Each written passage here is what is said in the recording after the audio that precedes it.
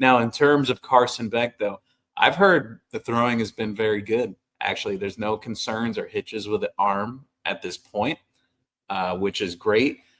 It's been progressive work. And what I mean by that, they've gradually worked him up towards throwing deeper and farther and with more strength and power. He can throw a touch. Everyone knows that. He's pretty accurate. But yes, prognosis is good so far. I want to see what it looks like in camp, but the feedback that I got is that the arm is okay, which I'm sure Hurricane fans will have a sigh of relief when it comes to that.